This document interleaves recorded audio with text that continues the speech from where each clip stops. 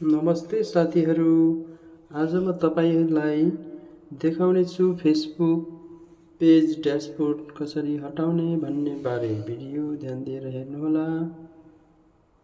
ल है त सबैभन्दा पहिला आफ्नो फेसबुक पेज ओपन गर्नुहोला।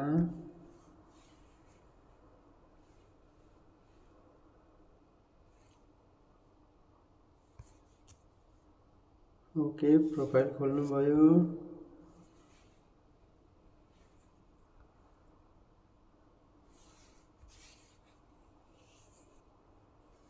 देख्नुभयो अहिले यो ड्यासबोर्ड छ हैन, यसलाई अब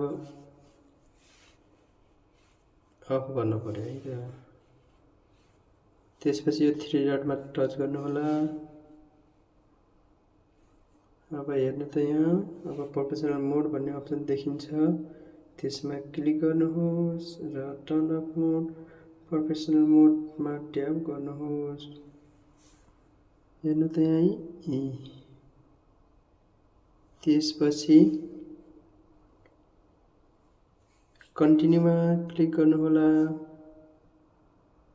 त्यसपछि कन्फर्म गरेपछि तपाईको ड्यासबोर्ड हट्छ। टर्न अफमा जानुहोला। देख्नुभयो माथि हेर्नु त professional mode turn of successfully. त्यसपछि रिभ्यू डिफल्ट सेटिङमा जानुहोला। पहिलाको हेर्ने यो नेक्स्ट गरिदिनु, फरक पर्दैन, कन्फर्म गरिदिनुहोस्। त्यसपछि डिफल्ट अडियन्स अपडेटेड छ नि, यसलाई डन गरिदिनु। हेर्नु त हट्यो। इजी छ, धेरै सजिलो छ। यसरी नै तपाईहरुले आफ्नो ड्यासबोर्ड प्रोफेसनल मोडलाई यसरी चेन्ज गर्न सक्नुहुन्छ।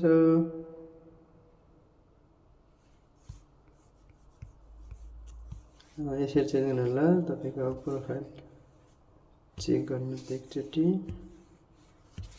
ब्याक जानु त ब्याक गरेर हेर्नु। यसरी चेन्ज गर्नु होला।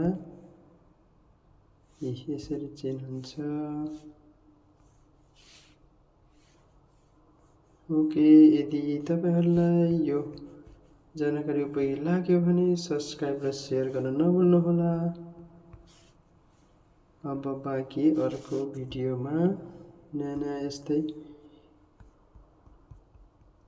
अपडेट लिएर आउने छु।